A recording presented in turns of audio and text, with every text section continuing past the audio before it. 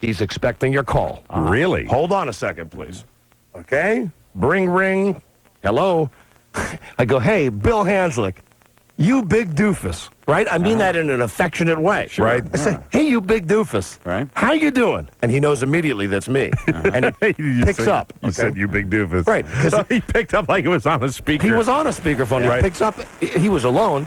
He goes, hey, how you doing? I wanted to call you when I was in town. Now, at this point, I still think that it's like going to be kind of social. It's going to be friendly. It's going to be funny. Everything's going to be fine. I'm thinking, I'm going to get this guy on the show today. Right, Right? right. That this is going to be my big coup. He says, I don't appreciate what you've been saying about me. And I said, I haven't said anything about you.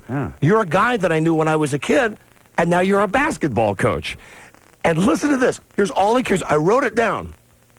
He remembers differently that day in the garage, and he wants me to say today on the radio Right. that when Bill Hanslick was there, we never taped straws together to put oil in my cousin Ronnie's car. I swear to God. Like it matters. He was really This is what he was concerned about. intent on you saying that. He said he has heard, our show is on in Denver. Right. Where we're on at night. I don't know if anybody listens to us there. They send us ratings sometimes that Sure. indicate we're doing okay. He's a little uptight about it. Said that he's gotten some word back and that some fans have come to Denver basketball games and they hold up straws and stuff and ask him to change the oil. Oh, my God. I swear to God. Oh, boy. So he was real upset. Real upset. Oh, man. He said, besides, he says, you don't have a right to talk about that. And I said, what? Now at this point, I got a little, I said, hey, listen, hold on, buddy. What do you mean?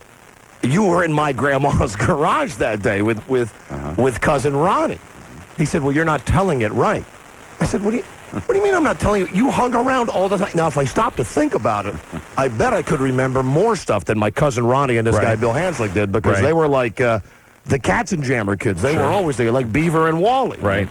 So I'm just kind of blown away by this, and he's just railing on me. He says, you got no right to do that. I'm not in a position to take that. I'm under a lot of pressure. We haven't had a good team this year. I can't stand this. You're bad-mouthing me on the radio. I just wanted to be a man about it and tell you I'm pissed. Wow. You never said anything bad about him. Well, you know how it is when stuff gets back to people. Yeah, you you didn't know. even say it was his idea. So that was it. For my money, talk about worrying about the little stuff. Yeah. I mean, really. And here I was thinking I'm going to get an invitation to sit on the bench or something. And at the very least, I'm going to get him to come on the show. Sure, and reminisce a little bit. Right. I asked him that at the end. I said, well, listen, if you're upset, I apologize, but I didn't say anything that wasn't true. You were there that day. And he got real emphatic about it. He said, I did not help you and Ron put oil in the car with straws and a funnel. And I said, all right. Okay, man. So he was adamant about that. Right. I said, well, listen, I tell you what, I'll give you an open forum today. This is how I ended it. I said, how about you call our show? And here's his answer. One word. Never. Really? Never. Thank you, Bill Hanslick. Wow. Well, Bill's under a lot of pressure. Obviously, the strain apparently getting to him. So I'll be watching now the last month or so of the NBA season. Sure. You can bet we'll take a special interest in the Denver Nuggets for the rest of this year. Man, oh man. So he was pissed, man. Just a little story about you and your grandma's garage. But who knows what he hears, what people that's true. tell him that he hears. And when a team's not going good, I mean, it's anything. Those fans can latch on to anything. And if they're bringing straws to the game, to a funnel. Pretty funny.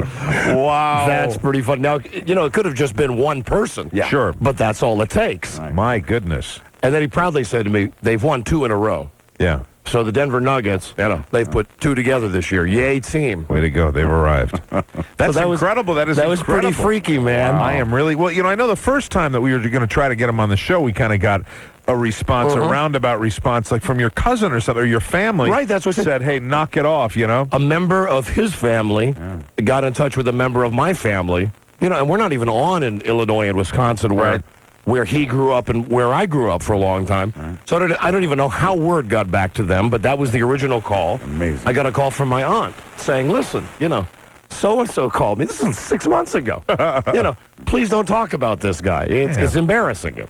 Man, nobody can laugh anymore, Nobody can laugh. Can you imagine I can laugh. Can you imagine really being upset about that, though? I mean, that would be, it just seems to me like such a That's a guy that maybe never gets anybody giving him a hard time about anything. I got to think that in Denver, that like he's permanently got a foot in his ass, right? I mean, I would think so. they're an awful team. He must be used to, at this point, to getting a hard time from people. That's when I you would have think to so. develop a sense of humor. And a thick skin. Yeah. Well, anywho, I still remember him as a nice guy. As Right. A friend of my cousin Ronnie's, they used to let me hang around with them, but I was much younger. I was 3-4 years younger. They used to let Right. me go cruising with them, so I still consider Billy Hanslick to be a friend of mine. And how did it end? Was that it? The last thing I said Never? was, I said, I'll give you an open forum. Anything you'd like to say, I said, anything you'd like to say on the show, you can rebut anything that I say, and I'll give you a forum to say anything you want. I said, I got nothing to hide. Never. Wow. I said, well, all right. I'm sorry it ended this way. He said, so am I. I said, okay. I said, hey, do you want to know what Cousin Ronnie's doing now? And he said, yeah. I said, he's selling real estate. And he went, oh, I hope he does well. All right, Mike. Goodbye. Click. My I mean, God. he didn't even want to goof on the fact that my cousin Ronnie has to wear one of those Century 21 jackets all the time. He was plus- curious at least, though. He did say, yeah, what's he doing now? Plus, who could picture my cousin Ronnie ever, having to lead people through our house? My cousin Ronnie's like Frankenstein. He's like Steve Goldstein.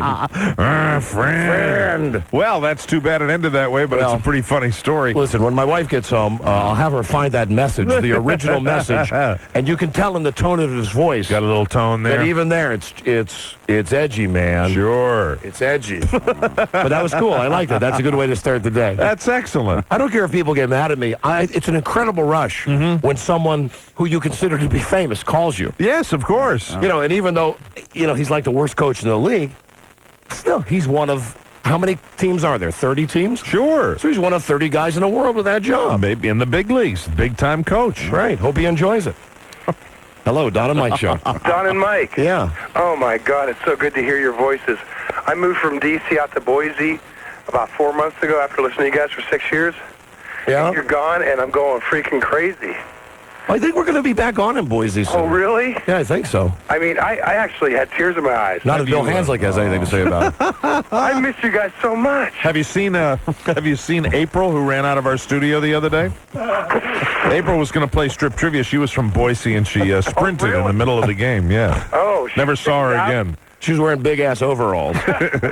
She was. She was. So what's new? What's up?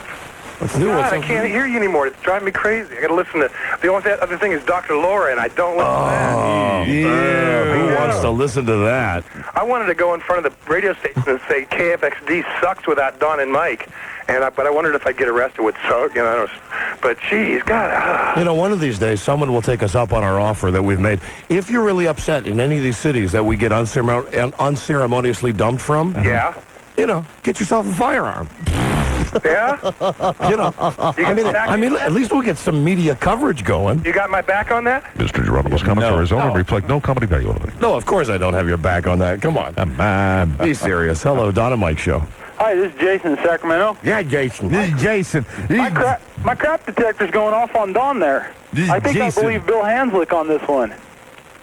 What do you mean you believe Bill Hanslick about what? About the straw incident. Because Don said specifically Listen, that this guy took great meticulous care of the car and changed the oil as Well, it that's needed. Cousin Ronnie that took meticulous care of the car. my cousin Ronnie is a moron. Yeah, but if he changed the oil like you said he did he every time tape straws together to put Yes. Had he not figured out a system by then? No, that is how my cousin Ronnie added oil to the car. Every single time. Every time that I was there with him, he said, "Oh, go to hell, you idiot." Well, personally, Come on. Personally, I don't care what you think. Yeah. Okay? And you can reuse after you tape it Christ. together once, you can reuse it like it's a tool. I'm sure he kept it in his garage. Listen, I'm a creative man. If I'm going to, first off, I think I got enough stuff to talk about that I don't have to make up something that happened in my grandma's garage 30 freaking years ago. And if you were taking artistic license, you would have put that funnel somewhere else in that story. It would have been a much more involved story. That was just a Nuggets assistant. Hello, Don and Mike Show. Hey, Don and Mike. Hey, buddy. Hey, Bill Hanslick, what an incompetent moron. Doesn't he have anything better to do than bust your chops about something that happened 30 years ago? I guess not. Listen, Go down as the worst coach in NBA history, and all he cares He's about sensitive. is damn straws. he's sensitive. Listen, I'm sure he had other stuff that he did today. I'm sure when he woke up, it wasn't number one on his day planner to call me about the straws. Okay? Work on X and O's a little more than call you. All right, everybody, pipe down. Wheeler Busto. Hello.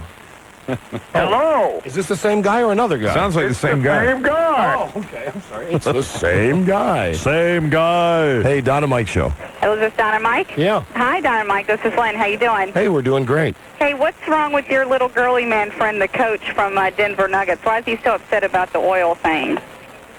Ma'am, I don't know. I couldn't get an answer out of him. I think we were just discussing the fact that, when you're experiencing that kind of pressure at that level, the little things can set you off, and you can make them into something more than they really are. And who knows? Somebody could have said something to him down at the MCI Center the other night. Sure. But that's really sad because he does have an important job. I mean, he shouldn't get upset about stuff like All right, listen. Come on, be quiet.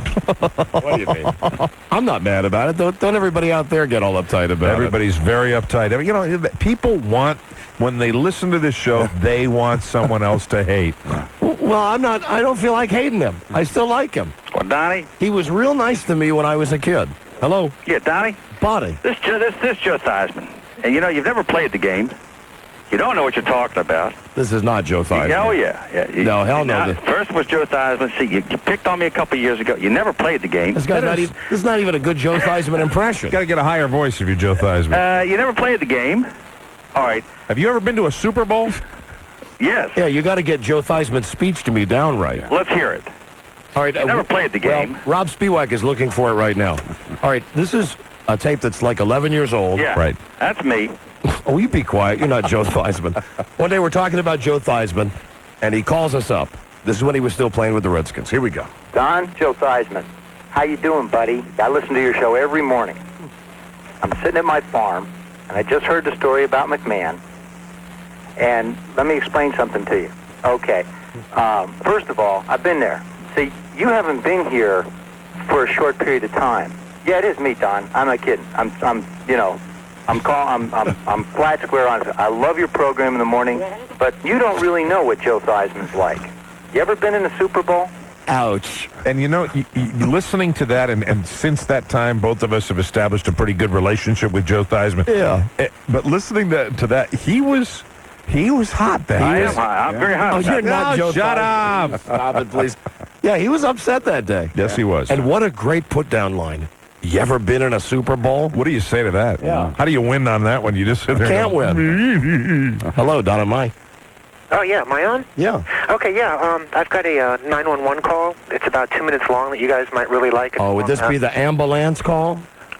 This is the one for the stop and go, for the deer biting the guy in the neck? I already got it. Oh, okay. Okay, thank you. Hello, Don and Mike show. Hey, Don and Mike, love the show. Thanks. Hey, is it true that Mike looks like a heavier Carrot Top? Thank you. I appreciate that. I think Carrot Top would be a pretty emaciated, skinny guy. So being a heavier Carrot Top would be... Relatively speaking. My red hair is not the variety. In fact, I don't even have red hair. I have brown hair. Yeah. No. I have a red beard, but I have brown hair. But we saw my son today. Oh, One of my my God. sons was so fortunate because he We got were watching TV today before the show. here in Washington, D.C. He got a great gig. That's a national ad, I think, that we were watching. It's a Washington Post ad. Oh, was it really? Yeah, it's a Washington Post ad. It's the guy that's leaning on the car with the long hair and the sneakers. The guy had long red hair. I said, hey, Mike, look, there's your son. He's got the little goatee and the long red hair. Hello, Don and Mike show. Oh, God. Hi, Don. Hi. You got a new lead-in in Burlington on the Pulse. Tell me what you know about this guy, Tony Kornheiser. Oh, he's okay. Tony's a good friend of ours. Yeah, he's just been on the air here 4 days, and it sounds okay. He's okay. We kicked his ass here in D.C. He tried to put his show on against us, and now you notice that his show has switched time parts. That's right. Good move for him. So, yeah, we wish him a lot of success. Yeah, he's a good guy. He's a great writer. Now that we kicked his ass so bad. Mm-hmm. Love your show, guys. Thank you. Bye-bye. Bye-bye. Hello, listen, that's true. It is true. They put him on against us for 5 years. The guy never got a one share of He'd the be ratings. the first one to tell you, too, and that's what I always respected about him. He'd be the, if you... He knows nobody listens to him. Yeah, he would bump into us and go, hey, what's it like to have ratings, and say stuff like that. He's a good guy. Hello, Don and Mike. Don and Mike, Yeah. could you guys do the alphabet song for me? Oh, boy, it's been a long time since we've had that Three request. Stooges, man. Come on. All right. B-A-Bay, B-E-B, B-I, Biggie Bye, B-O-Bo, Biggie Bye, Bo, B-U-Boo, Biggie Bye, Bo, Boo. Do you need more? Yeah, Yes. C-A say, C-E-C, C-I, sicky, si, C-O, so, sicky, si, so, C-U, su, sicky, si, so, su. You know what's pretty amazing is that how long has it been since we sang that stupid song? That's it. That's Like the years? genius. That's the genius of this show. A couple of years. It's been a couple of years, yes. Once you get that, it's like riding a bike. You can just remember it forever. Yeah. D-Day, D-A-D. Wait, we got to start again. Okay. D-A-Day, D-E-D, D-I, diggy-di, D-O-do, diggy-di, do, D-U-do, diggy-di, do, do. Thank you. F-A-F-A, F-A-F-E, F-I, ficky-fi, F-O-Fo, F-A-Fi-Fo, F-U-Fo, ficky-fi, fo-fo. I always hesitate on that one, and I guess you can imagine why. F, man. It's F, It's yeah. F. It's the F. Thank you. Thank you. All right, goodbye. Goodbye. All right. Yeah, there's a whole song with the alphabet that the Three Stooges sing. Let's see, it's C, D, F. I know it's R-A, Ray, R-I, Ree, R-I, Ricky, Ry, R-O, Ro, Ricky, Ry, Ro, R-U, Roo, Ricky, Ry, Ro, Roo. That's a tough one right there. And we just aced it for you. There you go. Right Automatic. It's automatic, baby. Hello, Don and Mike Show. Don, Mike, how you guys doing? Great, thank you. Hey, listen, Don, you guys have been in Washington radio for a while, right? Yes, buddy. Whatever happened to Charlie and Harrigan? Oh, come on. Is this a setup call? No, I'm serious, man. Charlie and Harrigan. They were the greatest. They'll go down as the greatest team ever. Please tell me you are being facetious. You didn't think so? Those guys. Charlie and Harrigan were on the air in Washington for about a half an hour. Yeah. Burnt toast and coffee time. They were the very first guys that felt our wake. Hello. And he's gone like the wind. He's gone. Here's a tape of Charlie and Harrigan. These were the original DJs that they put us on instead of them. Yeah, we replaced him. Right, that's the word I was looking for. Replace. Here's the incredible talent known as Charlie and Harrigan. But we're about your same age. I'm 47. I think my Charlie is 50, and they've hired us to do a job here to turn this around and get the adults. And by the way, the ratings show that we really we're doing a super job of it. Liar. But we saw this. We saw this HOV. I never liked it to begin with, and I think the whole Virginia thing is Two old farts. You can't have a radar detector. Oh, has no one ever fought that? That's the content. That's the best example of Charlie and Harrigan content you could ever get. Here's what happened. The station, Wava, like in 1985, the year my son was born, I came back to Washington, D.C. Right. They hired me to do the afternoon show, and they said, and we've got Charlie and Harrigan. These guys are legendary in the radio business. That's right. Well, I spent a lot of my show every day, goofing on Charlie and Harrigan about how bad they suck. I don't know where they got that information that they were legendary, but I remember when I was... No way. Maybe they were legendary in the 40s. But then they never did anything in the ratings. Right. And one of them actually kind of got in a fist fight with me one time. Wasn't that the bald guy? Yeah, it was Charlie Brown. Charlie Brown as opposed to Irv Harrigan. I think Charlie Brown was the guy with the bald head. You're always getting into it with old disc jockeys. Oh, but no, this guy, one day I was just talking about them, about how bad they suck. And like the program director would tell me, don't talk about them. And I would say, hey, I'm recycling audience. Sure. And one day he got mad. And You had the angle already. he came down to the station. This old guy, Charlie and Harrigan, who looked kind of like Hank Kingsley in a way, didn't he? Kingsley, yes, he was cue ball bald. He Right. had the little the hair right around the ears. It's the only hair he had. Listen to this. Dig this. He comes down to get in a fight with me, right? And I'm sitting there. And I say, I'm not gonna get in a fight with you. If you want to fight, get a microphone. So I talked about that on the air, and his wife called in. She hated you. And then his wife started screaming, "You're awful! You are the Antichrist! Your show sucks!" Meanwhile, this guy's standing in the back of the room while his wife is yelling at me on the radio. Yeah, tell her, honey, yeah. And it was just a couple of weeks later that they fired them, and then then I got Mike, and that's how we started working together. The rest is history. Because of Charlie and Harrigan. But that little tape that you heard there, as far as no one ever fought that. That's really what you got with that show. These guys are so out of touch, man. Yeah, and they were trying to be local, and they did no research about the area. Like when Sade had her record out, Right. they kept saying, "Hey, that's Sadie," Right. Sade, and no one would tell them that they were mispronouncing the names of the artists. Same mistake again and again and again. Over and over. So I would then spend like 20 minutes discussing all the stuff that they had screwed up. But here's the best Charlie and Harrigan story of all. They made the disc jockeys at this station, Wava, go out and drive the money van to look for bumper stickers, okay? Right. What that means is, in the afternoon, when I work, these two old farts, Charlie and Harrigan, Right. they would drive around in the van, and I would have to talk to them, right? Like, hey, Charlie and Harrigan, where are you guys at now? Well, we're on Pennsylvania Avenue. And conversely, I had to get up at 6 o'clock in the morning to go drive a van around to look for bumper stickers that nobody had on their car because the station sucked. The money van. And the first time, I got in an accident on the air. I ran into somebody on the air, not on purpose. Not badly, hopefully. Yo, not badly, hopefully. Sick in the head. Right. Hello, Hello? Don and Mike show. Who is this? Is this Don and Mike? Yeah. That would usually be indicated by Don saying Don and Mike show when he answered the phone. Hey, look, man. How come I called before and that little jerk Charlie hung up on me? Well, what did you say? I told him something that happened. Hello, Don and Mike show. Hey, I have a rating, and who would you do? I hope that guy doesn't think it was Charlie that just hung up on him. Yeah. Charlie Brown, Irv Harrigan.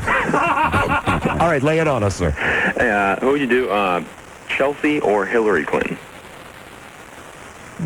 How old is Chelsea? I'm not quite sure. Oh, she's in college now, 19, right? 19, 20. You know what? I do Hillary, because I don't think anybody does Hillary. Chelsea, of course, young. Hillary for me. Really, 2 Hillarys and Chelsea for me. She needs the attention. Excellent. I bet Hillary would die to have a man who would pamper her and baby her a little bit. You know, tell her she's pretty and stuff. Pretty girl. You're so pretty. And, you know, do the one thing that guys don't like to do. That's right. Do that to her. Golly. Rating. You know what I mean. Do a Larry King on her. Larry, hi. Do a Lay King There you go. in the Lincoln bedroom. That's where you'd choose to be. Yeah. Fantastic. You wouldn't do it like in the living quarters kitchen. Anywhere she wanted to. I bet you want to do it all over that place. Ask not what you can do for your country. Ask what you can do for the First Lady, who apparently is not getting any. Well, you know, it seems like he's busy elsewhere.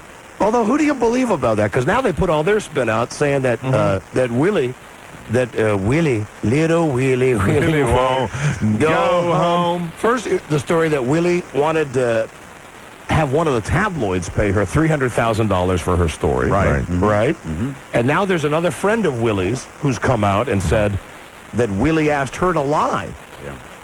Yeah, did you see the mugshot of Linda Tripp? Have you seen that of her when she was busted? Oh, no. She was like 20 years ago or 30 years ago when she was Was busted. she much prettier than she is now? No. I mean, you should. The ugly stick hit her from the womb. It was pretty obvious, and there she was, her mugshot all over the place. So who do you believe in this?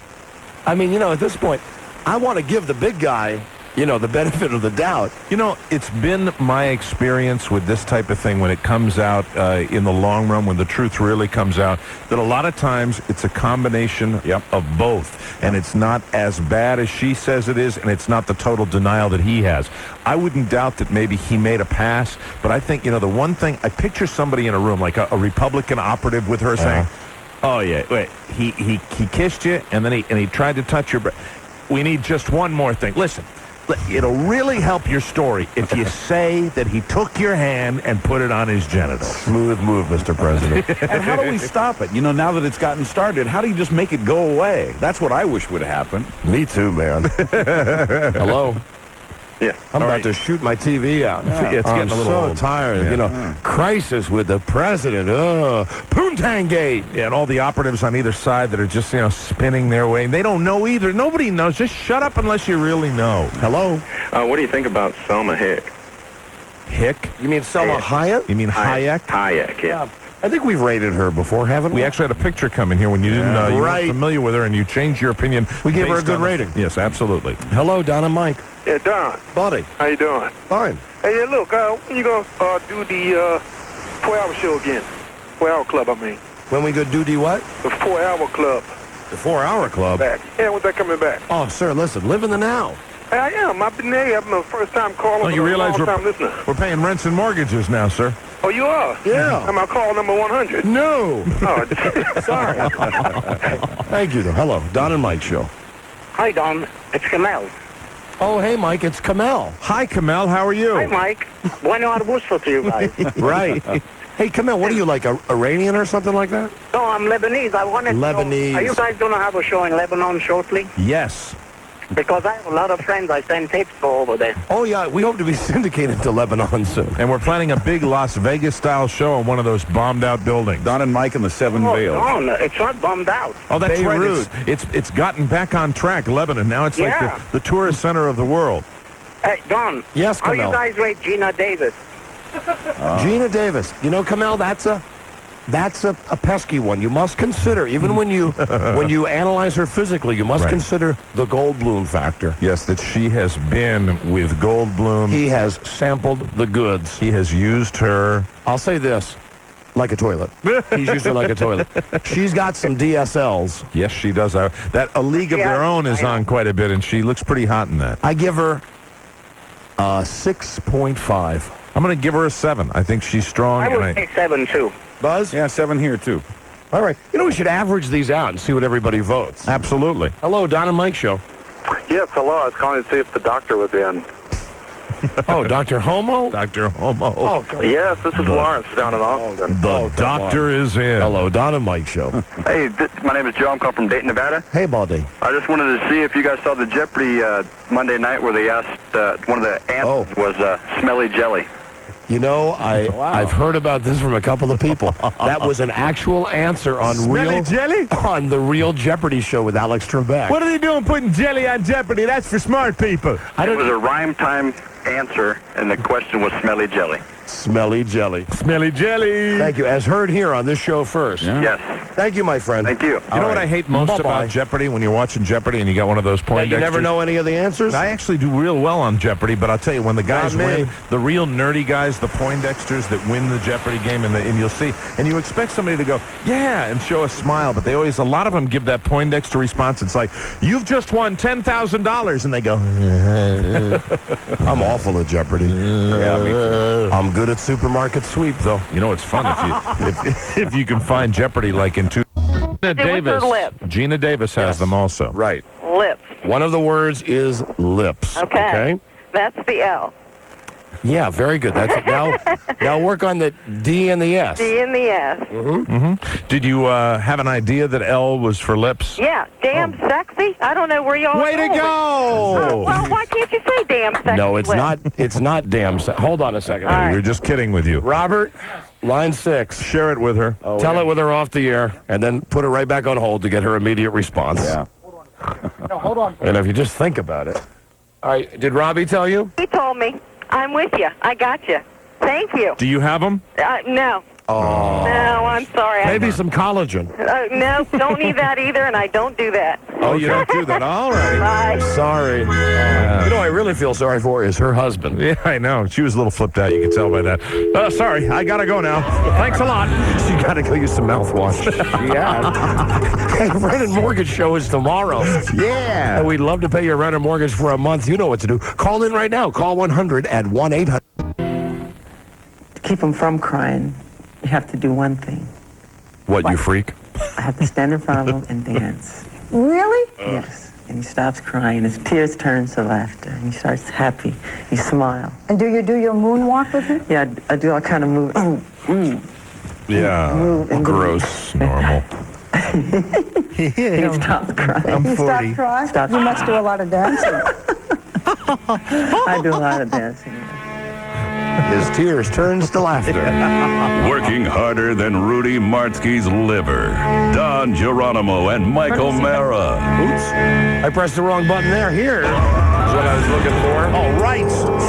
The olden toe tapping touch tones. Hello, Don and Mike Show. Hey, how are you? Hey, we are doing great. Who's this? This is Deborah Fisher. Where are you from, Deborah? Greenville, South Carolina. Thank you for listening on 98.1 FM, The Peak. Yeah. Right. Hey, you are call 100. You're kidding. No. You are kidding.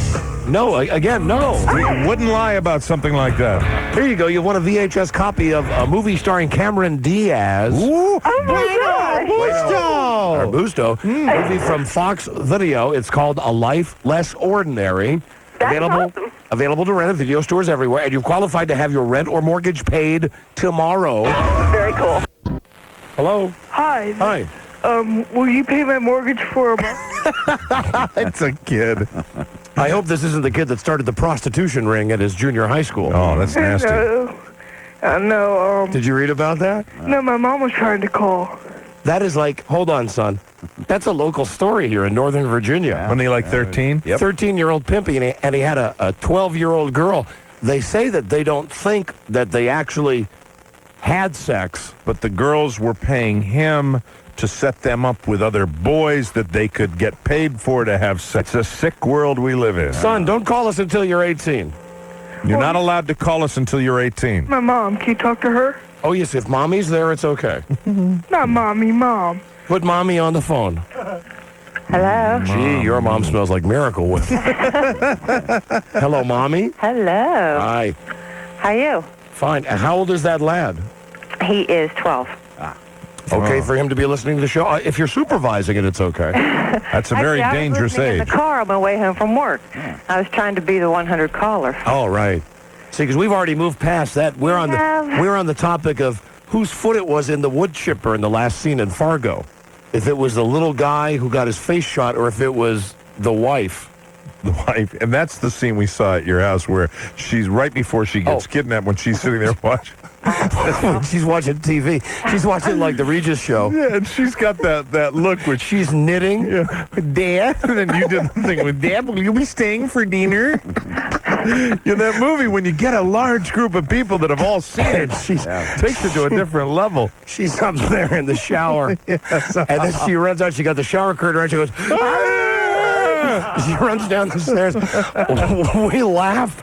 I mean, I had milk coming out of my nose. We were laughing so much. And William Macy, who he got nominated for that, and he's, man, he is hysterical when he's talking to the guy about the serial numbers on the car. Yeah. I'll fax it to you. That's a piece of work. That movie's great. Whose foot is that? Yeah, we want to know whose foot it is. Gotta know whose foot is that. I don't know. You should see the other guy. All right. Well, thank you for calling. Okay. All right. See you later. Hello, Don and Mike Show. Hey, Don. Hey, Mike. How's it going, guys? Great, my friend. What's Hey, your I'm just fee? calling We in. need to know your finder's fee. Your finder's fee? Yeah, no, go ahead, sir. Sorry. No problem. Say, guys, I just got out of the truck. Listen to you. I came in, turned on the TV, and on my Dish network, I got a live cop chase bank robbery. Is it from L.A.? Yeah, KTLA Channel 5. Dang it, I wish we lived in L.A. That's great watching live car chases. Where is the guy at? He's on, to tell you the truth, I just turned it on and got through, but he's on some freeway, and I know that. I'd like to know which freeway. I know the freeways of Southern California. Is it Ventura Highway? Is it the 5? He's now approaching the Pasadena Freeway. The Pasadena Freeway. Hey, that's a big one. There won't be a lot of traffic there this time of day. Yeah, and it looks like it. He's driving a Ford Taurus. A Ford Taurus. I wonder if he's got the CLI package. I think it is the CLI package. Turn it up. Let us hear the audio, please. Okay, just a second here. Wasn't Dennis Murphy going out west? Yeah, I need a little cash. What if it was Dennis in that car? Imagine Dennis. Dennis, though, wouldn't wear a mask or anything. Just see him staring. He'd be hanging out of the car so here you go. So he can get his camera time. He's just gotten off and he's taking the Pasadena Freeway southbound. Listen, okay. This is a perfect example of when I describe these things that I watch on TV. This is even good hearing it. Southbound at Stadium Way. This was the I-5 at Stadium Way. He has now exited off. He has transitioned off onto the Pasadena Freeway southbound. They're getting good at it. You notice that? They're getting really calm about it now. It doesn't sound to me like it's Channel 4, though. Oh, he hit the side. Oh, he hit the side? Yeah, he's slowing down. He's got a problem. Oh, that it's the end of the chase. What's that? All right, let's listen. Okay. It's the end of the chase. Median, but he apparently just bounced off it and continues to travel on. He continues. I love this. Probably got smoke pouring out of his car. Southbound Pasadena Freeway. We're watching this as it happens live from Skycam 5. I tell you what, that is a network TV series. Absolutely. I'm telling you. But would you agree the real magic is when you with that second sight you have watch it live? Oh yeah. Something about seeing it live is because you never know what's going to happen. Absolutely. The same thrill that guy's going through right there. Abe, our caller from Wichita. Hello, Don and Mike Show. Hello. Hello. Hi. Hey, Bueno Busto Radio Guard. Right, hello. Hey, Fargo, that was the woman's foot because she had socks on. The little guy, had black shoes on. That's what I thought. He had hard shoes. Yeah, he had hard shoes. Because when he was. Oh, you betcha. Yeah. Yeah. That was a great scene. The only thing I'm going to say about that is that the one line she has, though, when she says, I guess that was your buddy you were putting in the wood chipper back there. But she doesn't know who it was. She doesn't know, at that point, she doesn't know that Mrs. Gunderson or whatever her name is. She doesn't know that she's dead, right? And that hairdo when she's sitting on the couch. You watch them knitting. And what great thieves they are, too, when they break in. And the little guy just comes up the stairs. When he's standing back there by the sliding glass door just looking in. And you notice the little idiosyncrasies, the little details. Like, he's in a community with houses just surrounded, and he takes a crowbar and he breaks the window, the plate glass window. God. Dad, are you staying for dinner? Yeah. We need to know your fee. Yeah. Hello, Donna Mike Show. Yeah, I'm calling about the guy in the wood chipper. It's the guy that's in the Big Lebowski now. It's not the woman. The Big Lebowski is the little guy. Right. He's the one that's in the wood chipper. I would almost be willing to bet on it. Really? I'm telling you, my brother is a... We need a copy of the movie down here, ASAP. This is actually... I gave one to my brother for Christmas. I know that he knows. I called him. Oh, I've got the movie, too. You know what it right might there? hinge on? It might hinge on because I think the leg, you also see the pants, right? You see they're the pants. like, Exactly. and they're white pants. Are they white or khaki? I think they're white. I don't think they're white. As a matter of fact, I think that they are sweatpants. Really? Which is what Mrs. G was wearing. I don't think they're sweatpants. She's wearing if it's sweatpants, then that would be the clincher right there. I don't think they're sweatpants. This is why witness accounts never match up. Hello, Donna Mike Show. I just calling because I know who it was in the wood chipper. Yeah. It was Steve Buscemi or whatever his name is. The guy. Yeah. When she arrests the guy, remember she holds the gun up to him when he's trying to put the foot in the thing, and he can't get it in. Then on the way back, driving him back to the police station, I guess she goes.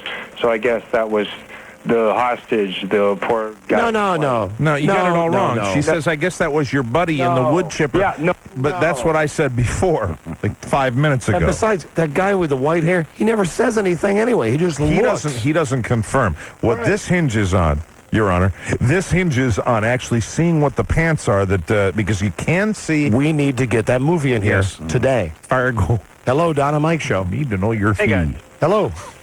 I think that in the wood chipper, he already put his buddy in, and he was done, and then he was trying to fit the girl in. Now, why are you speculating that much? How do you know what he don't was jump doing? on this guy just because he agrees with me. How do you know that? How could you possibly... He's got the gift, Mike. He's got the gift. But we need to know his fee. I'm pretty anal about Fargo. You were right the first time. I've only seen that movie about 100 times. And I was passionate about it in my disagreement with you. We actually got home that night, and it was on, and you called me and said, it's the lady, it's not a little girl. Hello, Donna Mike Show. Hi. Hey. Hey, it was the guy. All right, thank you. The girl had little pink booties on. She didn't have booties on. Huh? Oh, come on. The lady didn't have booties on. Pink boot, the girl. Booty. Booty Holly. We won't know until we get a copy of the movie here, because someone watching it at home, there's no dialogue to indicate if it's the man or the lady's leg. Right. You know what, even better? Why don't you just give me the number of those guys? Of those Coen boys. The Coen brothers, they got a big movie out now, The Big Lebowski. They want to promote it. Or give me the number of the movie company. Sure. We could call and find out. Hello, Don and Mike Show. Don and Mike Show, Radio Dad. How you doing? Hi. Listen, it was the guy in the wood chipper, because they said to her, she said to him in the back of the car. I've already said that. Oh my God! Does anybody listen to this show? I have already said that it was he. Margie says to the guy, I guess that was your buddy in the wood chipper there. But then he doesn't say anything. Right. And another thing, if you're a Fargo aficionado and you've seen it a lot of times, another thing where I've seen it a lot, Mike. You want to get a real laugh out of it, watch their diet. Watch the diet between Margie and her husband, which is just to say, I'll make you some eggs. It starts out with eggs. Then they have the Arby's food that they have. Oh, and then they go to the buffet. The buffet with the fried chicken. Hello, Don and Mike Show. Hi. Hi there. I was wondering what the lips thing means, too. I think I got it figured out. How old are you? I'm 16. No. You know, there's a lot of. Figure it out. You know what it is? There's a lot of spring vacations. Yeah. Yes. There's a lot of Easter vacations getting out right now. Listen, go ask your mommy. Yeah, you're not allowed to call till you're 18. Okay? Thank you. Hello, Don and Mike Show. Yeah, I'm watching Fargo as we speak, and I wanted to tell Don and Mike who it is in the wood chipper. Well, see, but Are you watching it on tape or are you watching it on cable? I'm watching it on a videotape. while I appreciate that, we have no way of knowing if you have the gift to be able to interpret if it's a man or a woman's foot. Well, let's say maybe we can get a description of the foot, and that that might help in our identification of the body of the wood chipper. Okay. Go ahead, ma'am. Are you at that part? Yeah, after she says that was the guy in the wood chipper, she says, and I guess that was Mrs. So-and-so in there on the floor. Oh, that could be significant. I need to see this scene. Please. Listen, if I'm wrong, I'll give it up in a second. But I don't think I'm wrong. But if she says that would indicate that she saw somebody on the floor. But she was just asking. What if she was able to play it? I was still, Mike, I got to see it with my own eyes. No offense. I think I'm right about this. This would make us even on the Fargo disputes. I'm positive I'm right about it. The more that you're now starting to crow. If someone would please, real simple, go out to Blockbuster and get us that. But we have a 4-hour show. We've got time. Get Fargo. Rob? Yes. Go get that movie. And as a matter of fact, set up the VCR because I want to watch the tape of Jingle Boy today, please. Okay? Would you do that? Let's put this on hold. Sure. Until we are able to watch the movie ourselves. Then we'll come to the final conclusion. Okay? We'll take 2 more calls on this topic. And that's it. Then we're going to change the topic. Hello, Don and Mike Show. Gentlemen. Yeah. Let's see if I can go through the story as quickly as possible. Just tell me, guy or girl? The guy, it's Steve Buscemi. All right. Hello, Don and Mike Show. Guy or girl? Don and Mike, radio gods. Was it the guy or the girl? It's the girl. You can see the... Okay. All right. Yeah. See, we got all kinds of people thinking different stuff. Right? That movie is it was very popular, but it's also got that real cult following. Oh, you betcha, yeah. Yeah. All right, we'll get our own copy, and then we'll decide who's right and who's wrong. All right. Yeah. Okay. And I'll be king of the wood chippers. Hello, Don and Mike. Hello? Oh, tomorrow on the show. Are you ready for the lineup we have tomorrow? Why? Let me talk to this guy first. Hello? Hello? Hi. It's the guy. Turn your radio down. Please, no more Okay, calls. hold on just a second. We're going to watch it ourselves. I mean, watching ourselves. Hello? Well. Tomorrow on the show, Margaret Cho. Cho? Yeah, Margaret yeah. Cho. Like General Cho? Oh, yeah, the comedian. Right. Right? You know. I'm very funny. Had a sitcom for a while. Yeah, she did. A failed sitcom. She's coming in to discuss that with us tomorrow. Very good. Also tomorrow, Leslie Visser. Oh, really? Yeah. Bueno Arbusto from ESPN. You're kidding me. She'll be on the show tomorrow. Wow. And most importantly, of course, tomorrow's the Renner Mortgage Show. Mm-hmm. Tomorrow is Jerry Reed's birthday. Jerry! Jerry Reed. So we will have a... that's very similar to Lay King. Lay King Jerry. Jerry Reed. We'll have all of that tomorrow. And here now is the book. Why'd you bring me the book? A listener brought the book. The book has the dialogue from the movie. Okay. All right, then you got to go to the police car. All right. Well, at the very end. But when she says about your little buddy, he doesn't say anything. All right. Yeah, but if she says that that was so-and-so back on the floor. Hold on. So, was that Mrs. Lundergaard in there? She glances in the rearview mirror. Grimsud, cheeks sunk, eyes hollow, looks sourly out the road. I guess that was your accomplice in the wood chipper. His head bobs with bumps in the road. Otherwise, he is motionless, reactionless, scowling and gazing out. So the first line is, I guess that was Mrs. So-and-so in there. And then... in there is a very vague comment. But he does not offer an answer. Yeah. I don't know if this is something that they want to leave up to your own discretion. Right. But we should be able to figure out by looking at the foot, right? Yeah, that's what we need. We need to see the pants, the sock, and the shoe on that leg. All right, hold on. Marge advances. Oh, Rob, give me some music here, please. I'll give you a dramatic reading of the whole scene. Oh, wrong music. That's X-rated, triple X-rated music. Give me something a little mellower, Rob. Oh, that's good. Too up-tempo. I don't want a disco. I want to read about someone being put into a wood chipper. You betcha, yeah. Okay, let's try this one. All right, this is better. Perfect. Marge advances. The man is forcing downward something which engages the roaring power tool and makes harsh, spluttering noises. Yeah, that's before we see anything. The man is Grimsrud, his nose red and eyes watering from the cold, hat flaps pulled down over his ears.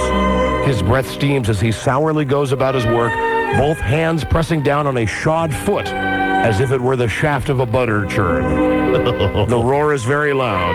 Marge slogs down to the next tree, panting, looking. Grimsrud forces more of the leg into the machine, which we can now see sprays small wet chunks out the bottom. Marge's eyes shift. A large, dark form lies in the snow next to Grimsrud. He works on, eyes watering. With a grunt, he bends down out of frame and re-enters holding a thick log. He uses it to force the leg deeper into the machine. Marge is advancing. She holds a gun. He rubs his nose with the back of his hand. She comes in grimacing. His back strains as he puts his weight into the log that pushes down to the machine. And then that's it. Then she says, "Stop, police. Turn around." Doesn't say. So does not say. Well, get back the one where they're in the car. The just read that again, because you went by that really quickly. What did she say when they're in the car? Because that is significant. So was that Mrs. Lundergaard? God, you're a pain in the ass on this. Because I'm right. You're wrong. I'm right. I know I'm right. I know I'm right. I know I'm right. Didn't you say the same thing about the car wreck? Can a guy be wrong once and right the second time? Okay, Larry. You sound like Larry. You had a little bit of can a guy be wrong? All right, listen. I'll give you the 10 grand. I just donated $2 million to university. Just humor me and read me that one scene when they're when they get in the car. Okay. So that was Mrs. Lundergaard in there. Okay. She glances up in the rearview mirror. Grimsrud, cheeks sunk, eyes hollow, looks sourly at the road. Mm-hmm. Marge shakes her head. I guess that was your accomplice in the wood chipper. Okay. That's all I wanted to hear. I just wanted to hear it again. Grimsrud's head bops with bumps in the road. Otherwise, he is motionless, reactionless, scowling, and gazing out. Okay. There's nothing. Mr. Ginsburg, there is nothing here that is definite that says that was the little guy in there. Mr. Speaker! The little butt. Take the time to sample their delicious asses. Don and Mike. Thank you, Dude Walker. Don Geronimo, Mike O'Mara, right here. Doing our show from WJFK in Washington, D.C., and you're hearing us on the Westwood One Network via satellite in Bakersfield, California, on KGEO. Thank you for listening in Charleroi, Pennsylvania, on WESA. And how about Las Vegas? How about Vegas? 105.1 KVBC. Vegas! FM. Okay. It's not often that I make an apology. Yeah. You're right. So... Wow. On with the show. I have to. How did you? What drew you to that? Frida called me. Really? She put on the Laserdisc. If there's anyone whose opinion I trust. Yes, I know. Your wife is. My wife is definitive for you. You know, and she would certainly love being there against you. Of course she would. But yes. She called it as much as it pains her that I'm making a horse's patoot of myself, that it's obvious that it's a male foot. It's a male foot that's being put in the wood chip. Was there any other evidence or anything like the pants or anything that she was looking at? She said if you look at it, it's a man's foot. So it's the guy. It's a guy. Well, he's a little bit, He said you're a dummy. It's a guy. Well, you also have to remember that it's not really his foot. You know what I mean? Right. So, it's some kind of like plastic foot anyway, but we can all agree that it is a good scene. It is a great scene. And you were right.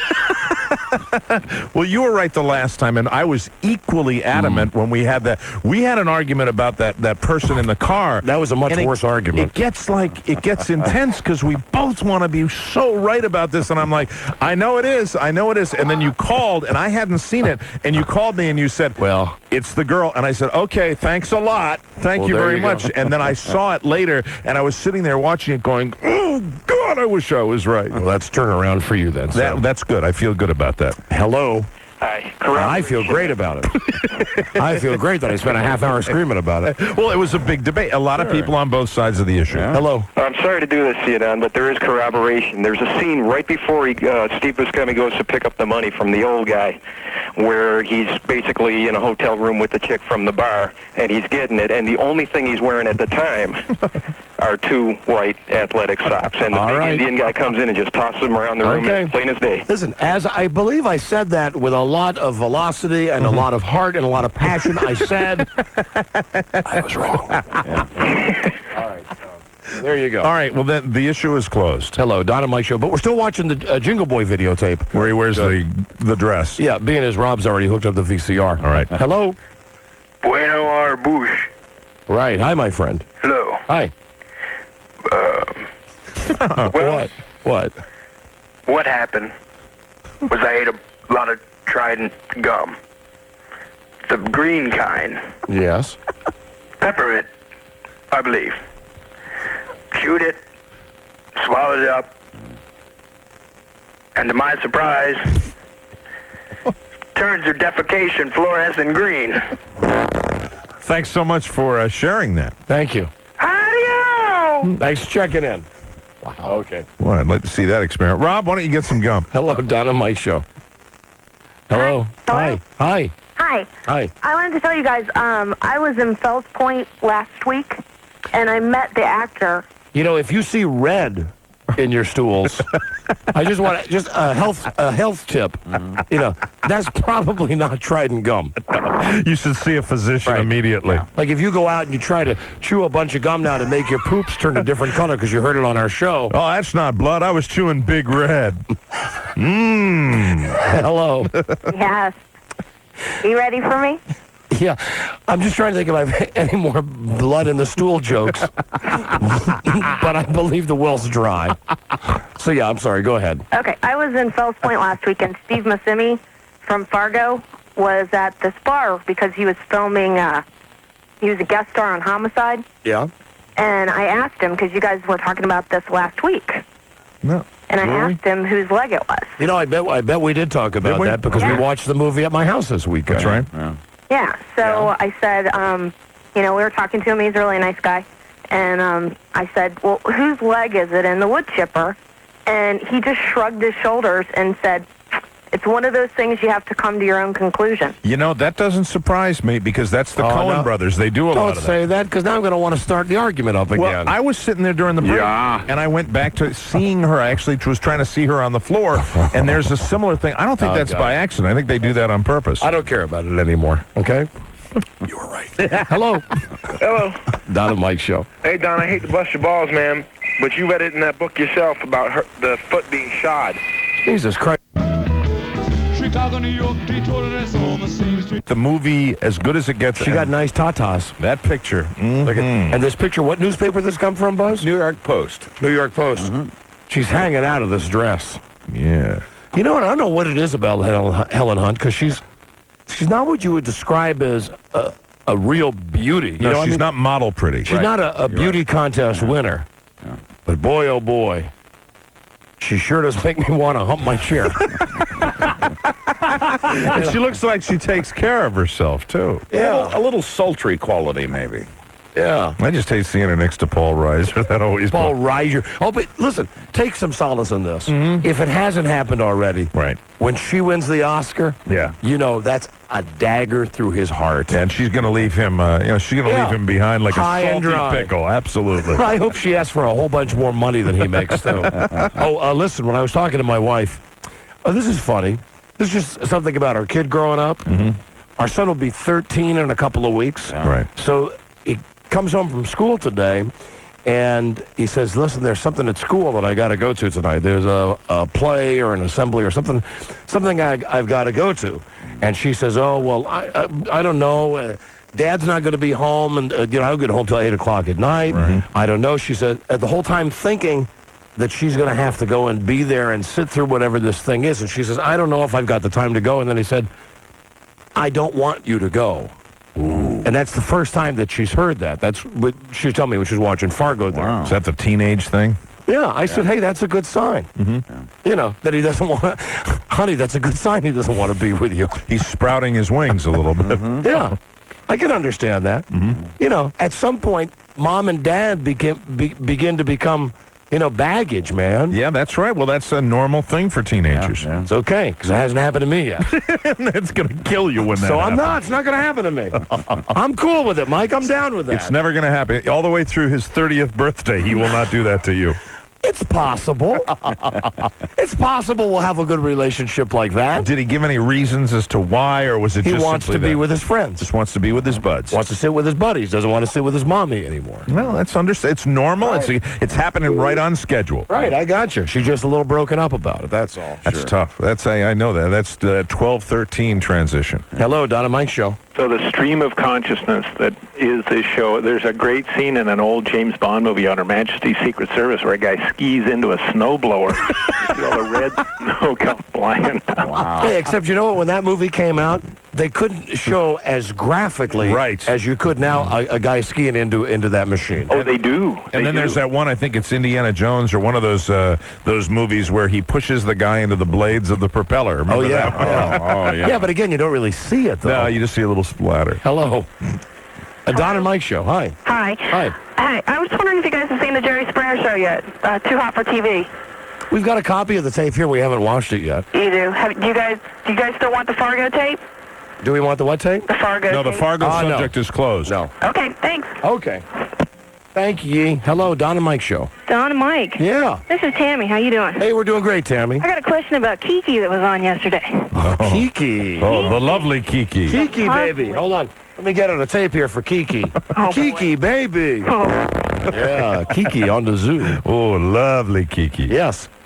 Oh, do you know if that was her real stomach? Or if she was wearing a bulletproof vest? That's a good one. That's not a punch. It's a bulletproof vest, I'd Jack. like to say something right here.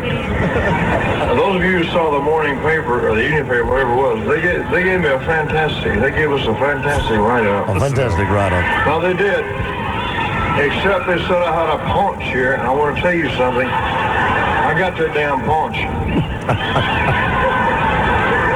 I wore a bulletproof vest on stage. True.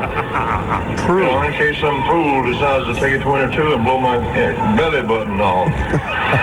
That's the truth. I got his paunch. Punch. Oh, bitch. Elvis. Yeah, way to go. All right. Thank you, Tammy. All right. Goodbye. Hey, man. And you know how he did that? It was like before that next night's show, he said, put a bulletproof vest on me, man, and I'll say that's the paunch. Do you think that lady Kiki has sobered up yet? I'm not sure. It seemed to me she was on quite a bender. Hello, Don and Mike Show.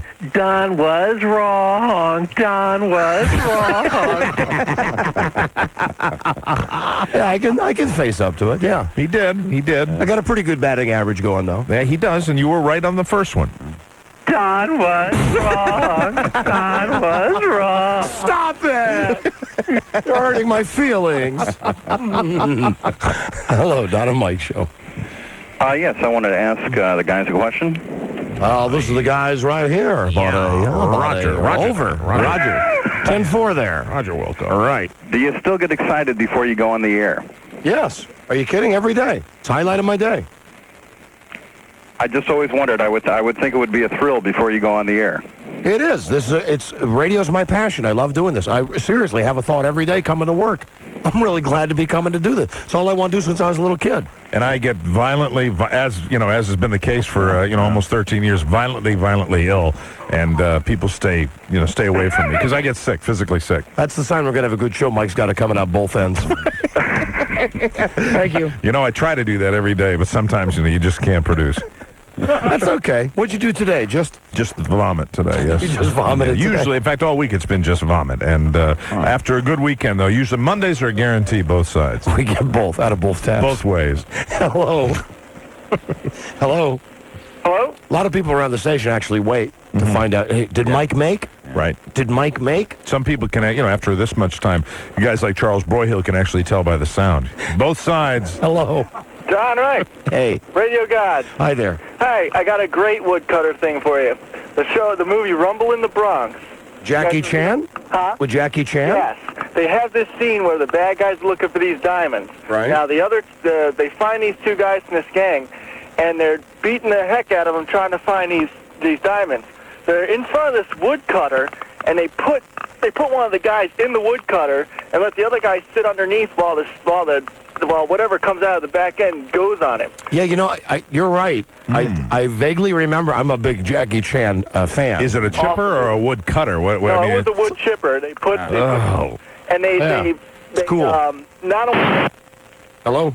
Oh, yeah, my we God. lost him. He just drove into a chipper. Yeah. That guy Jackie Chan's pretty cool. He does all his own stunts, too. Got a new movie coming out, doesn't he? Yeah, just like his old movies. They should just take his old movies and, like, run them backwards. People wouldn't know the difference. Okay, we're going to hang him from a helicopter, and he goes right through the billboard. The best part of his movies are the end credits, when they show him screwing up when he's trying to do many stunts. And he gets hurt, right? Yeah, they show him, like, falling a story down. He gets up and his arm's all out of socket. He gets up and goes, I'm okay. I'm okay. Jackie Chan. Jackie Chan, Joe. Yeah, he's cool. He's good. Hello? Don and Mike. Yeah, hi. Don. Yeah. F you. How you like that, huh? F you. And your families, too. You garbage. F you. There's no controversy here. I don't want a controversy. Hello, Don and Mike show. Don and Mike. I'm just acting like Charles Broyle. Charles Barkley now. I said Charles Broyle when I meant Charles Barkley. Charles Barkley always with a love affair for the press. Hey, I saw Charles Barkley with a funny clip on ESPN. You know that guy Clyde the Glide? Oh, yeah. Clyde Drexler? So he quits the Houston Rockets. Right. He's going to be the coach of his old college. Right. And they're doing the story about him on ESPN. Everybody said, oh, it's great. Clyde will be a great coach. Oh, we're really going to miss him. They get to Charles Barkley, and he says, he doesn't know what he's getting into. Really? Yeah, he's not prepared for this job. Oh, dude.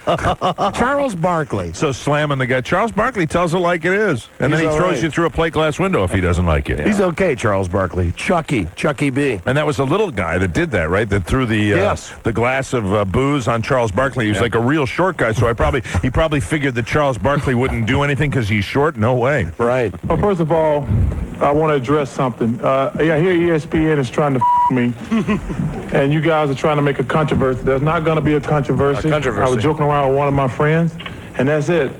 If you don't like it, you and your families too. Now let's talk about the game. And that's the best part. F you and your families too. Now let's talk about the game. There he is, totally in control of the situation. I hope he becomes governor of whatever southern state it is that he's from.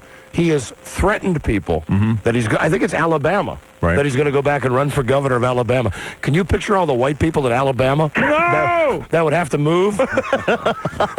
If Charles Barkley became governor of Alabama? First gubernatorial debate, he would just say, F you and your families too. Hello. Don and Mike. Hi there. How about the shower scene in Scarface?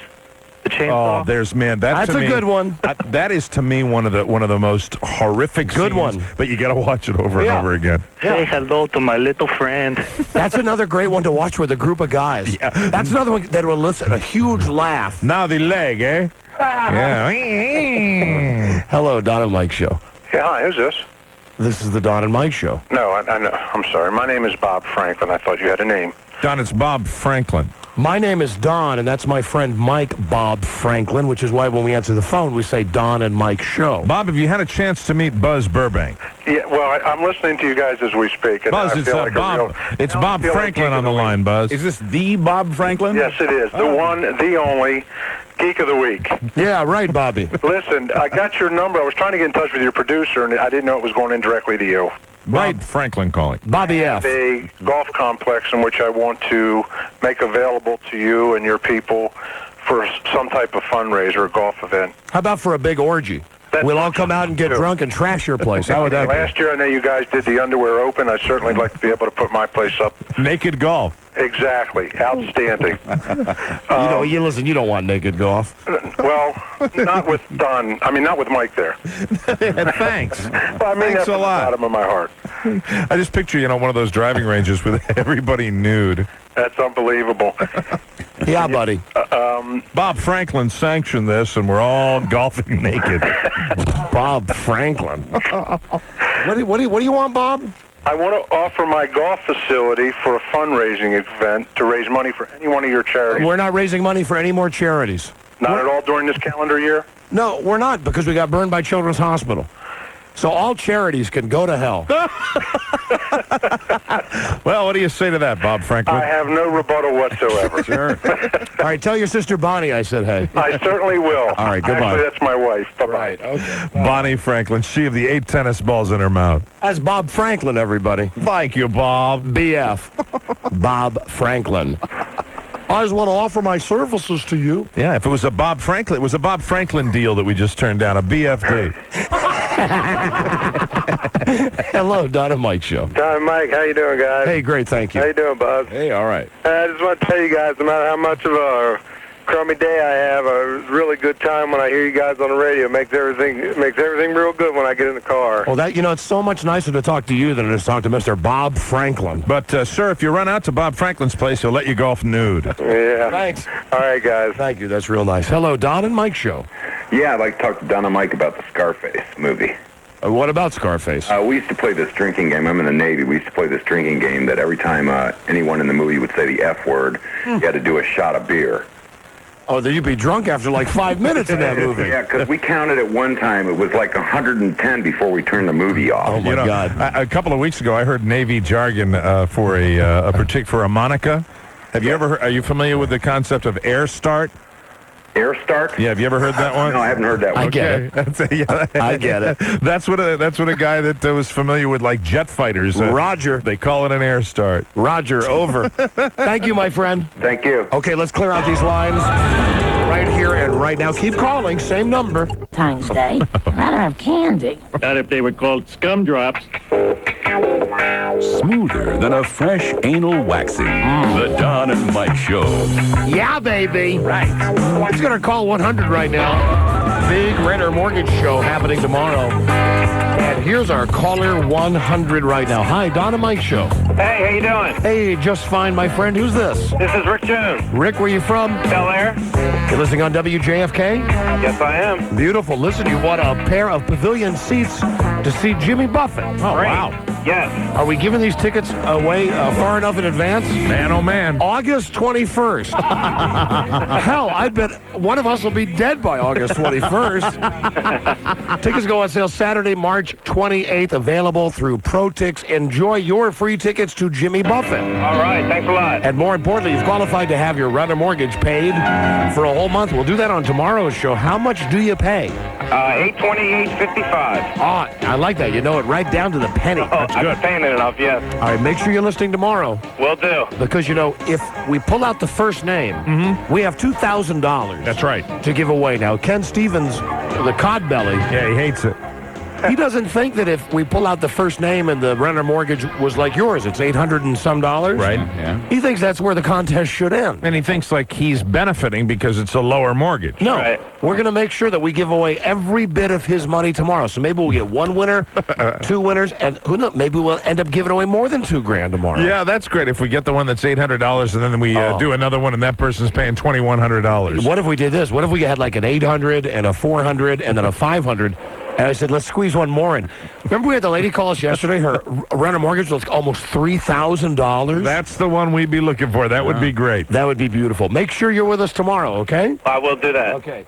Beautiful, and thank you very hard. All right. Charlie Stuang Stablak, the Charlie interview coming up today. Good. Also, remind we've got Jerry Lewis's acceptance speech from the American Comedy Awards the other night. All right. The highlight of which is when he says, the key, is it the third key, Rob?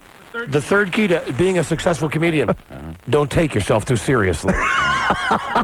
Jerry, way to go. Jerry being serious about Jerry. But first, a letter from a guy addressed as Jesus H. Christ. Okay, we get a lot of kooky mail, but this is way up there. Good. Okay? Dearest Don and Mike, I've heard you mention me on your show. Don, you were close in describing my childhood. My dad, Joseph, and my mom, Mary, were pretty cool. But my stepdad, God, was very strict. You see, Don, like you, I was adopted. And when I would bring home my report card and it wouldn't be all A's, he would get pissed. Damn it, Jesus. You should have gotten an A in history. Hell, I invented it. I guess that's God talking to Jesus. Sure. Same thing in a lot of religions. And then there was the time he caught Moses and I smoking behind Noah's boat. Uh-oh. He sent Moses up to the mountains and made him write a bunch of rules and stuff. He would also rag on me about my appearance. This is Jesus writing this letter. Damn it, Jesus, cut your hair. Shave your beard. Damn it, Jesus, you look like crap.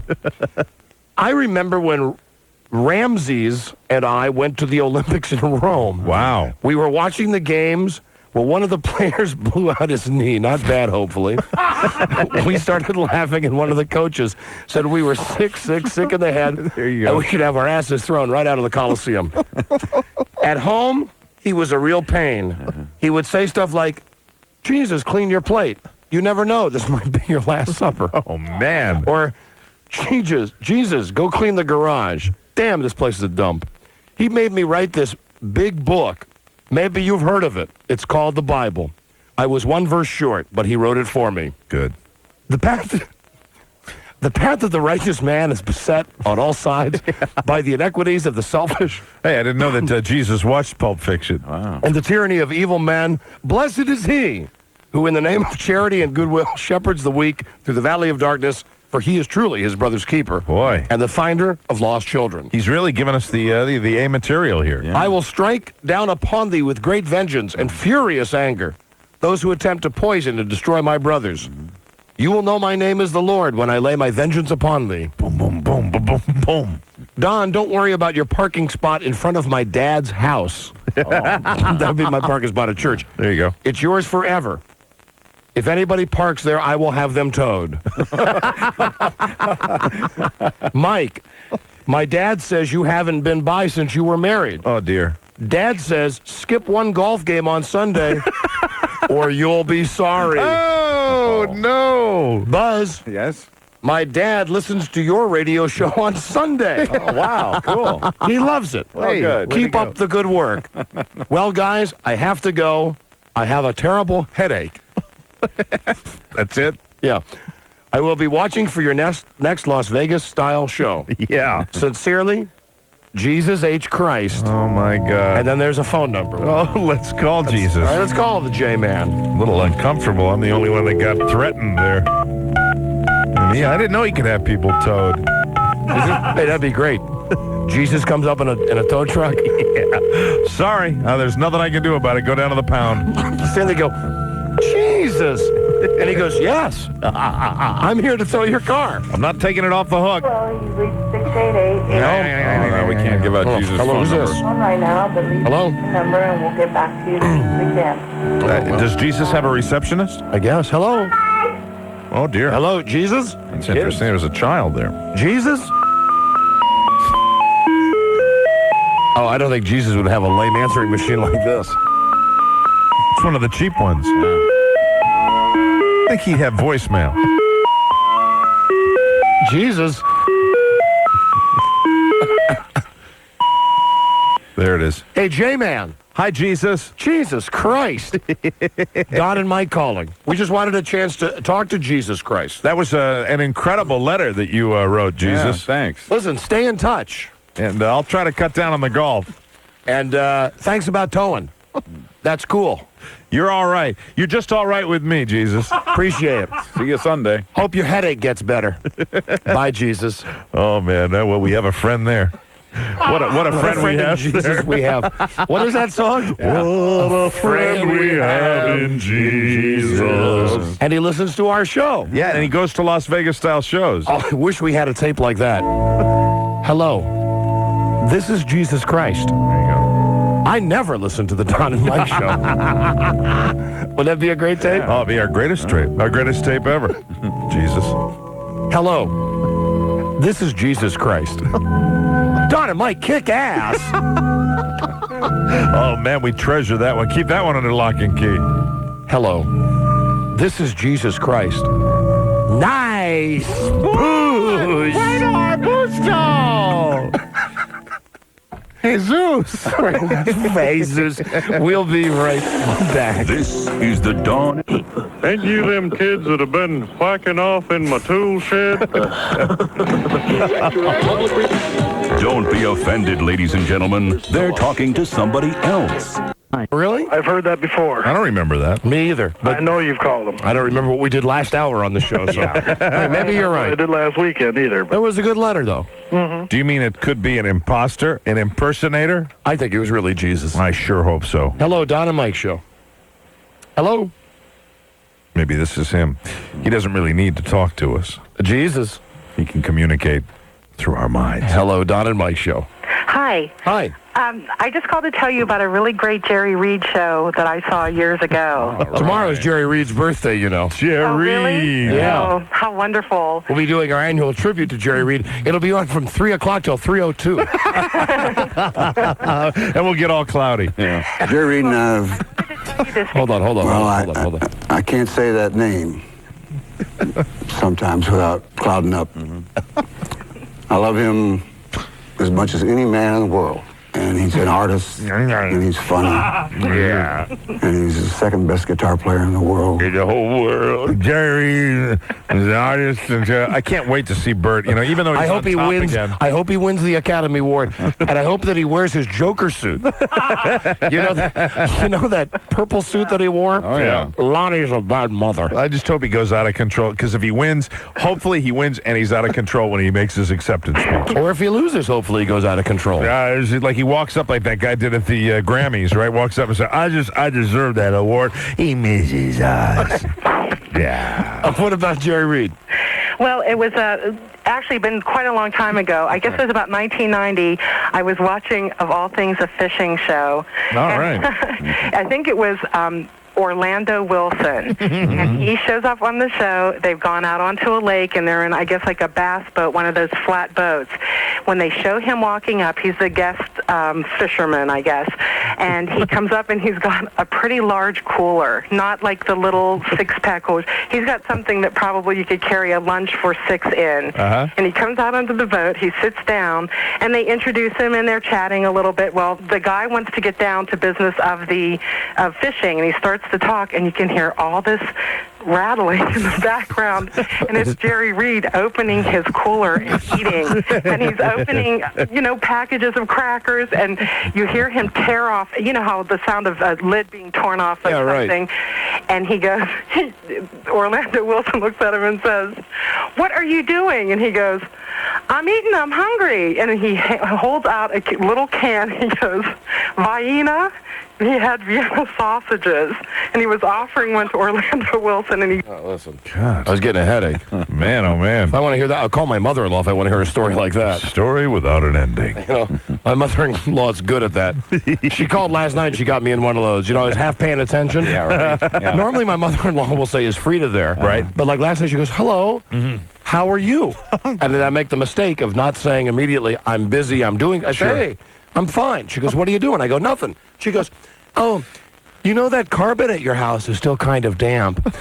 I talked to the worker, and I swear to God..." You're in. You're hooked at that point. Yeah. I'm sitting there, and I've got the TV up super loud, but I don't know, maybe because she's old or something, she doesn't notice it. I'm watching television. Right, she didn't notice it. Oh, that was a good story for Jerry Reed, though. I enjoyed that. Hello.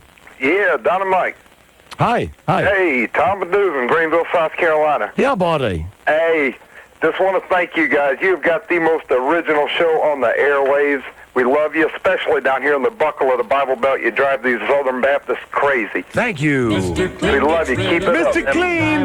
Thank you, Mr. Clean. We get lots of calls from Greenville. We really are. Yes, sir. Mike, I got to ask you. Yes. Do I make you all, eh? No, you make me feel like a big jelly sandwich. Smelly jelly. Smelly jelly. Hello, Don and Mike. Hi, Radio God. Hello. I wanted to know when your Las Vegas style show in Baltimore is. It's in May. In May? Yeah, May 14th. May 14th. I remember that. That's 2 days after my birthday. Well, come by and get spanked. All right. Hey, I think we'll have... Didn't Tim McWilliams come in the office today and say that we have a Las Vegas-style show coming up in the first part of April? Yes, he did. The first week of April? He was trying to tell us that. Of course, David Hainline was getting in the way, standing in our office. A sales guy, this guy, Tim McWilliams, he's one of our ace sales guys. Oh, yeah. He comes in the office all excited, says, "Don and Mike, I got your Las Vegas-style show." Right. And just as he's about to tell us where and when... Just about to walk into the office. The sales manager comes in and says, "Hey, Don't tell them because they'll say something about it. Oh, God. Yeah, God forbid we do that. What's wrong? We talk about where we're going to be doing a live show at. You know, God forbid we tease the fact that we're going to have one coming up in April. Well, I don't know. Hello, Dynamite Show. Curious George. Hello. Hello. Hello. David Hainline, who is the man of 1 million questions. Yeah. You are on the air. I would like to contest the person who said that Greenville, South Carolina is the buckle of the Bible Belt. I'm calling from the world's, unfortunately, most normal place, Mobile, Alabama. And God, could we use one of your Las Vegas-style shows down here? Well, you could use a lot in Alabama. Yeah. Hey, you're not... But mainly, you could use a man named Charles Barkley. Yes, for governor. The next governor of Alabama. Obviously, the ref's not going to do their job. They're going to let him set moving picks all day. So I was trying to separate his shoulder or break a rib. I was serious. Our present governor is famous for playing football for Auburn University back in the 40s without a helmet. Oh, okay. Thanks a lot. You know, if you want, we'll hook you up with that lady that told the Jerry Reed story. Hello, Donna Mike Show. Back in the 40s. Hello. Hello. Turn down your radio, please. Yeah, sorry. Gotcha. Hey. Yeah. I got a quick story related to the skid mark story yesterday. Nope, it's yesterday's show. Okay. But thanks for giving us the heads up that you wanted to tell a story. Well, all right, F you. He didn't want to hear it. He didn't want to hear it at all, and now I'm thinking back on that skid mark yesterday. I tried to be gracious with him. Hello. Hello, is this Adam Mike? Yes, it is. Man, I'm not worthy. Not worthy of what? And I just want to let you guys know that you put the fun in dysfunctional. That's I like that. Yeah. That's very good. That perhaps Dude Walker can say that sometime. Hello. Didn't we used to have one that said they put the F-U in fun? There you, which is a little better and a little simpler. Hello. Donna Mike Show.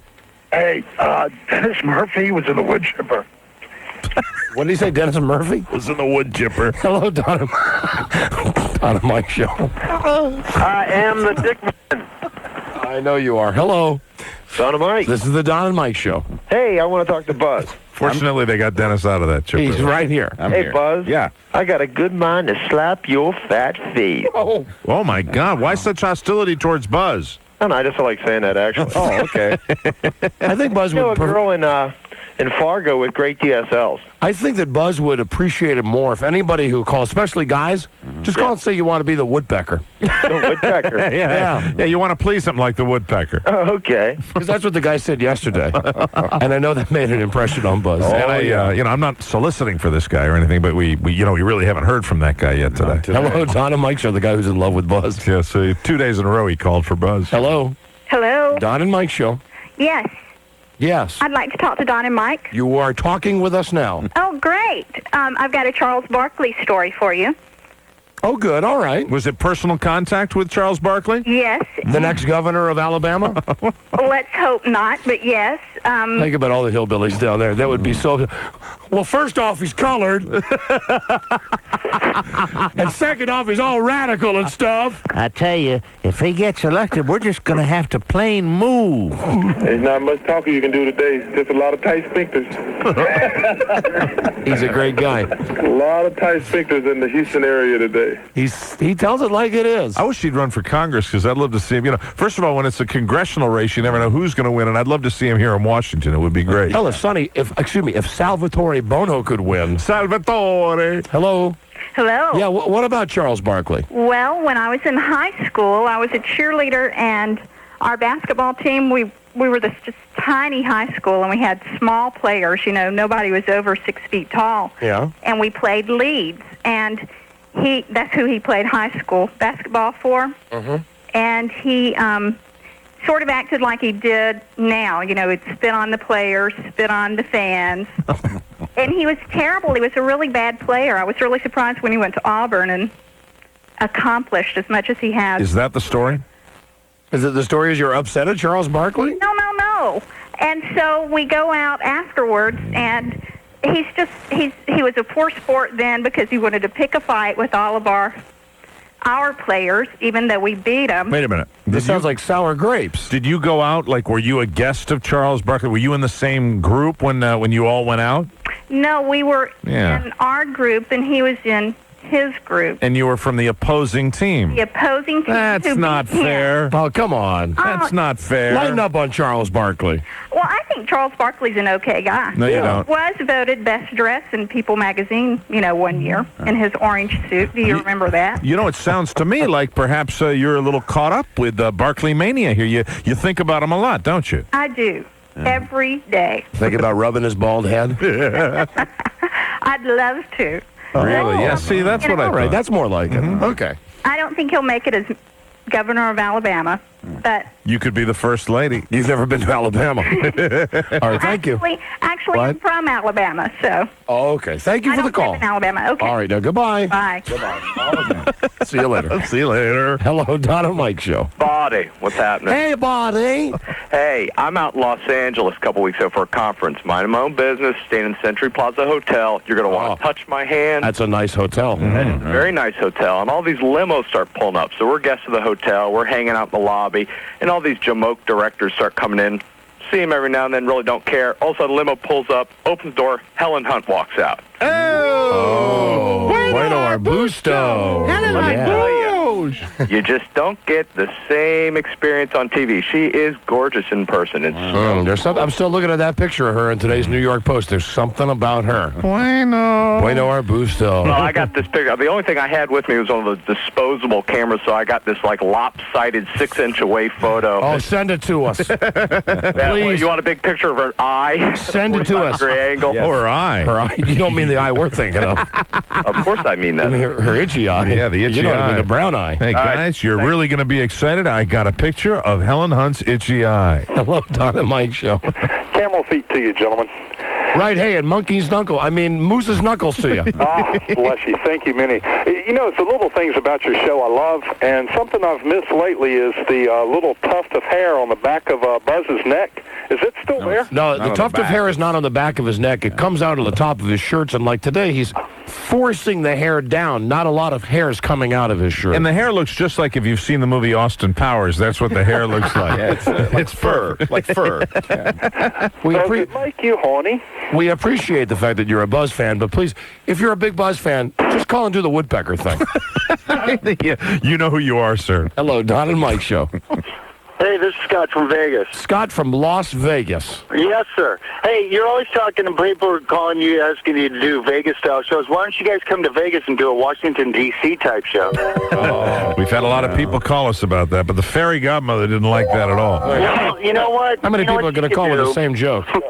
That's not nice. Well, What a f***ing moron. Hey, Oh, man. Sorry about that. And Buzz, she is Firm, but fair. Yeah, first time she came out of her wooden house today. Hello, Don and Mike Show. Gabagee, buddy. Hey, buddy. For tomorrow's Jerry Reese style show, you have to get the album by the band The Pleasure Barons live in Las Vegas. It's Mojo Nixon and Country Dick Montana. They not only do a 10-minute version of Elvis is Everywhere, they also do Amos Moses and a Tom Jones medley. All right, thank you. Thanks so much. What was he talking about? I have no idea. Hello, Don and Mike. Hey, how you doing? I wanted to talk to you and call you up and tell you about this story about George Mearson. We're walking Potomac Mills, and I like the way you set that up. I want to call you and talk to you and tell you a story. That's very good. You walked us through every step. I want to talk to you and hear your story about George Mearson. man, we were walking through the mall, and this guy is so tall, and we were just sitting there laughing at the Wait guy. a minute, George Mearson, the basketball player, is the guy tall? from the Bullets. No. Yes, in Potomac Mills Mall about a month and a half ago. Yeah. Yeah, and he just turns around, bends over us, and he says, "What are you laughing at? Shut up!" Right in our face, and he practically just spit all over our face. I don't believe. Well, maybe he had a bad day, like Bill Hanslick. Let me ask you. Let me ask you something. Why you care? Why you care? Hello, Don and Mike Show. I have a love message for Buzz from a cartoon. Okay. All right, he's getting followers. That guy that calls you every day. Hello, Don and Mike Show. Hey, Don, how's it going? Hey, Baldy. Hey, if you could do something without getting in trouble, I want to know who would you like to put in a wood chipper? Oh, Jesus, I got a list of people. Are you kidding? I think immediately of that love-hate relationship you have. I know that there's one lady that you probably Kathy like. C? Yeah. Maybe after I made love to her, I'd put her in the wood chipper. Yeah, the evilest of all. And Carrot Top would always be there. Sure. Head Lay first. King. Yeah, maybe Lay King. Just maybe Lay King. It was Lay King in the wood chipper in the movie. Lay King. Oh, I wish. Hello, Don and Mike. Hello. Hello. Sir, let's speak to Mike and Don. All right. Hello, Don and Mike show. Hello. Yeah, I need to speak to... Turn your radio down. Wrong button. Yeah, they mess that up. You know, they go right to the phone when we think it's the volume control. Hello, Don and Mike. Can I put a vote in for Gallagher for the wood chipper? Gallagher or his twin brother, who also tours as Gallagher, huh? That was a factoid that we had on the show a few weeks ago. That's a sick thought. That's amazing. That there's so many prospective Gallagher fans out there that there's a Gallagher A and a Gallagher B. And it's amazing because it's such a difficult act to recreate. Oh, yeah, he's funny. Hello, Don and Mike. Last call here. Hello. Don Mike. Yeah. How are you today? Just fine, thank ye. I have just a quick question. I'd like to know what would happen if Johnny A-Hole went to see Dr. Homo. And you are an idea guy. Hope you enjoyed being on the show. Thanks so much for calling. You know what gets me about that? We're here busting our ass to do a funny show. And it's like you call up and you think what we're doing is not good, so you got to give us some lame joke. I didn't try to give you a lame one. I just want... That's very rude.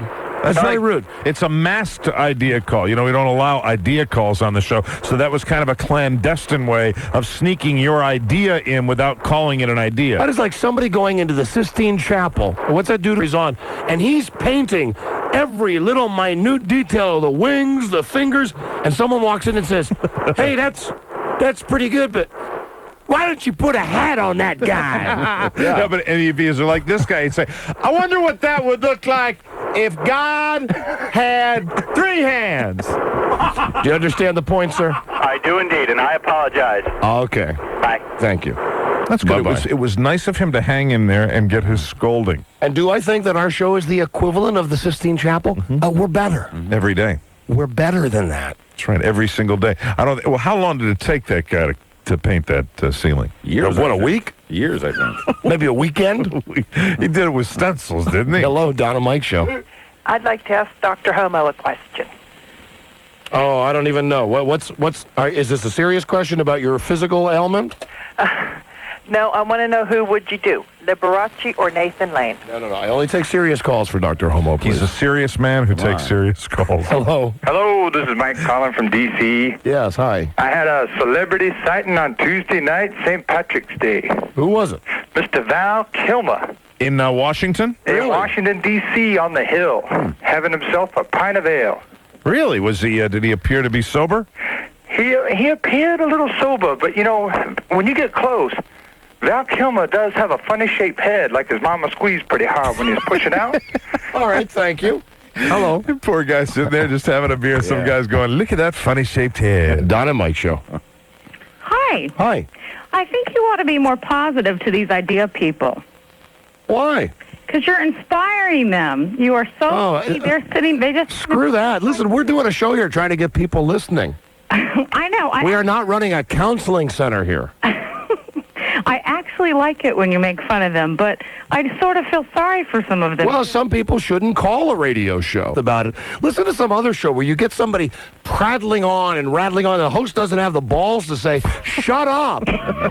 You know, we do on this show. Prattling on. And I appreciate that honesty, too. But I just feel, these are the kind of guys that... they'll get over it. Most times they're guys that got their pants around their ankles anyway. You know, it's almost spring. Maybe you can find a baby robin to nurse back to health. I know. That's the nurturing part of me. I'm sorry. I picture you doing that right now, you know? Listen, it's fair game. Anybody who calls this show, I think, understands that they're getting in the ring with us. Find robins, blue jays, sparrows, and nurse them all back to health. I know. I'm just a teacher, and I'm just very listen. conscientious of not crushing fragile little spirits. Oh, screw that. Okay, that's what I thought you'd say. Come on. Who cares about someone's spirit? And I got news for you. People that call this show, the spirits are not fragile. They called it, especially with, hey, how about Dr. Homo meets Ivan the Terrible? Huh? Okay, here it is. I didn't think it through, but listen, I thought I'd throw you that, and you guys deal with it. Yeah.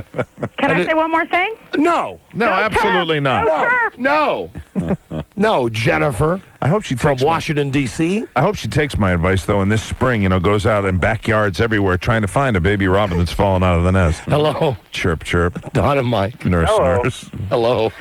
Just curious if you got a chance to look at the Smoke and Pee website the other day. Oh, I checked it out this morning, and that is a legit site. And how was it? Just as the guy described. He read us the cover sheet exactly as it's printed. Were there pictures of Renee? Yes, there are pictures of Renee, and there are pictures